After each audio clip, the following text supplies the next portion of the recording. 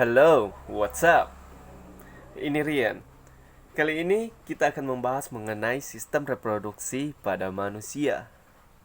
Pembahasan kali ini adalah satu pembahasan yang cukup penting karena manusia itu membutuhkan yang namanya reproduksi. Right. Lanjut. Organ reproduksi itu dibagi menjadi dua bagian, yaitu organ reproduksi eksternal dan yang kedua adalah internal.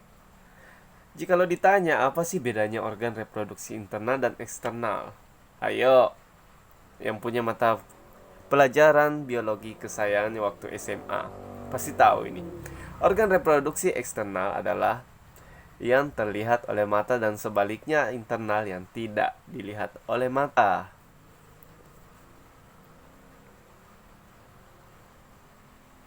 Berikut ini organ reproduksi laki-laki yang termasuk dalam bagian eksternal. Jadi kita akan bahas yang eksternal dulu.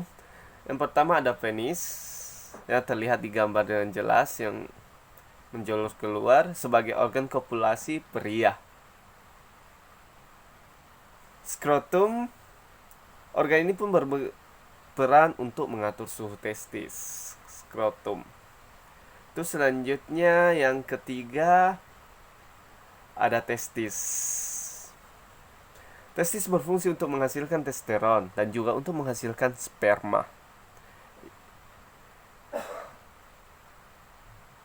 Dan yang keempat ada epididymis.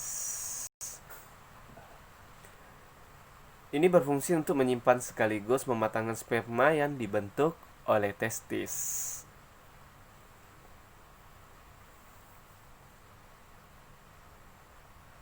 Terlihat jelas oleh gambar yang dilingkari ya. Berikut ini organ reproduksi laki-laki yang termasuk bagian internal. Tadi menjelaskan eksternalnya, sekarang adalah internalnya. Ada yang pertama itu adalah vas deferens. Vas deferens berfungsi mengantarkan sperma matang ke uretra. Yang kedua adalah vesicula seminalis. Organ ini berguna dalam memproduksi cairan sebagai pemberi energi sperma untuk bergerak. Jadi sperma pun perlu yang namanya energi. Terlihat ada di gambar yang dilingkari itu, yang warna merah adalah vas deferens dan yang di belakangnya adalah vascula seminalis.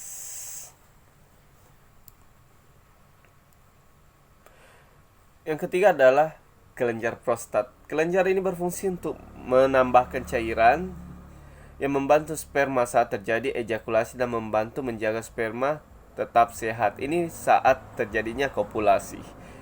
Kelenjar borboloteral yang keempat, yaitu kelenjar ini disebut juga sebagai kelenjar Cooper, yang berfungsi untuk memproduksi cairan yang melincirkan saluran kemih.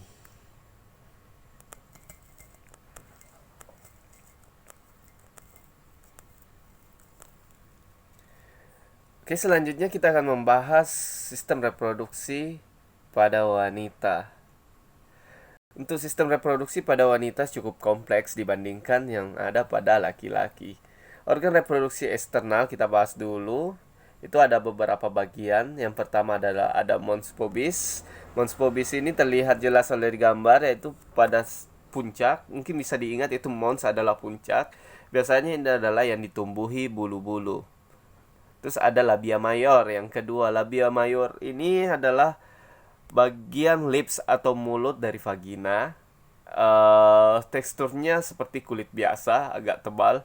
Dan ada labia minor, yaitu kulit mulut vagina bagian dalamnya. Yang ini termasuk cukup sensitif karena kulitnya tipis. Dan yang keempat adalah klitoris. Klitoris ini adalah tempatnya pembuluh-pembuluh darah berkumpul.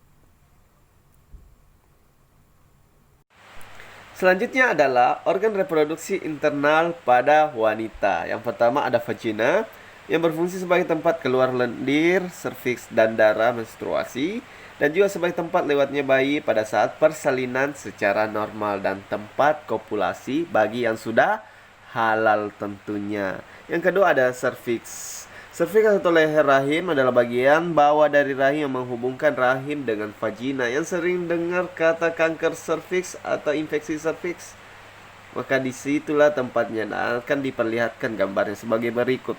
Yang pertama ini adalah lubang vagina atau bagian vagina.